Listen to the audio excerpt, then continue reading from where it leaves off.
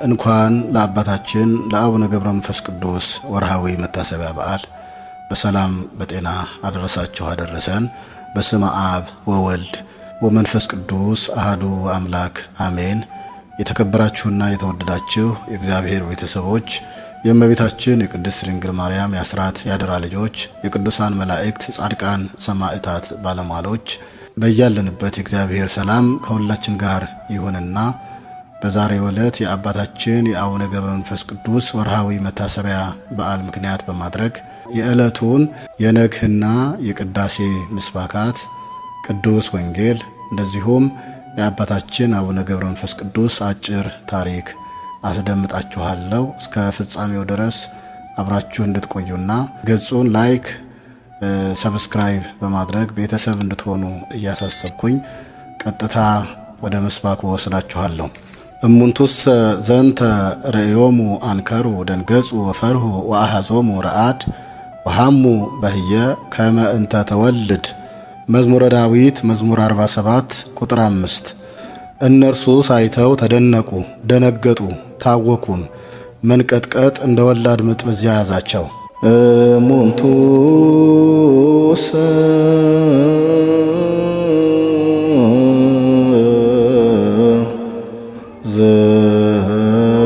ዘንተ ረእዮሙ አንከሩ ደንገጹ ወፈርሁ ወአሐዞሙ ረአድ ወሐሙ በህየ ከመ እንተ ትወልድ። ምስባክ ዘቅዳሴ ይትነሳ እግዚአብሔር ወይዘረው ጸሩ ወይጎዩ ጸላእቱ እምቅድመ ገጹ ከመ የሐልቅ ጢስ ከማሁ የሐልቁ። መዝሙረ ዳዊት መዝሙር 67 ቁጥር 1። እግዚአብሔር ይነሳ ጠላቶቹም ይበተኑ፣ የሚጠሉትም ከፊቱ ይሽሹ። ጢስ እንደሚበን እንዲሁ ይብነኑ። ይትነሳ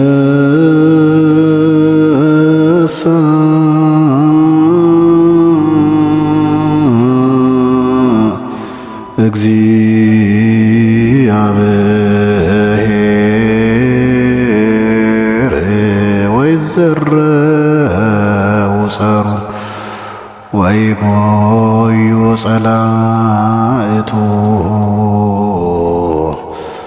እምቅድመ ገጹ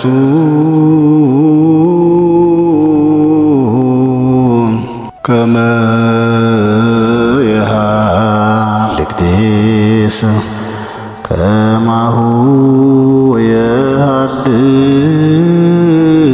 የሐልቁ።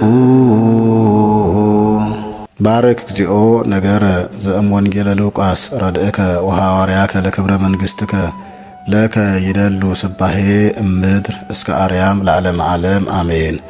የቅዱስ ሉቃስ ወንጌል ምዕራፍ 12 ቁጥር 8።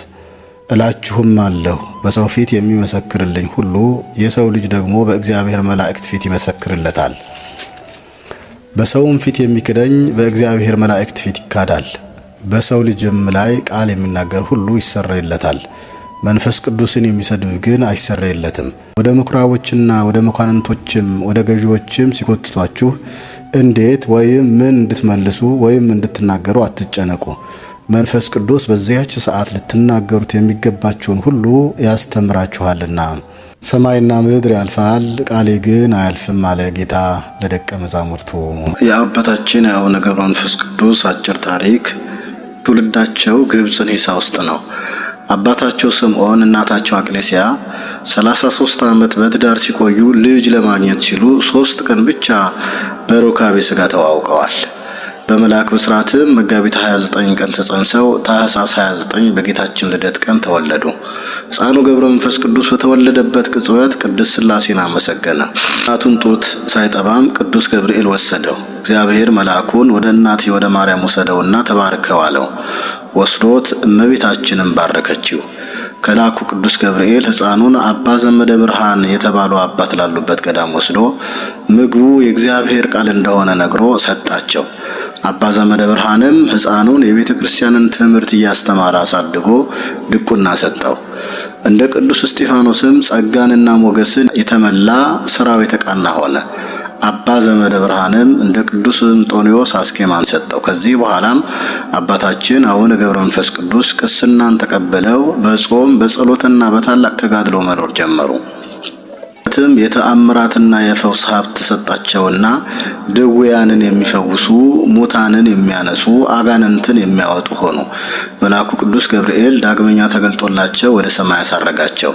እግዚአብሔርም ከባረካቸው በኋላ ከሰው ተለይተው ከአናብስትና ከአናብርት ጋር ይኖሩ ጀመር። ሰውነታቸውም ሁሉ በጠጉር ተሸፈነ። በፍጹም ተጋድሎም በቀንና በሌሊት የክርስቶስን መከራ እያሰቡ ስለ ኃጥአንም ጥፋት እንባቸውን እያፈሰሱ ይጸልዩ ነበር። በጸሎታቸውም ብዙ እልፍ ነፍሳትን አስተምረዋል።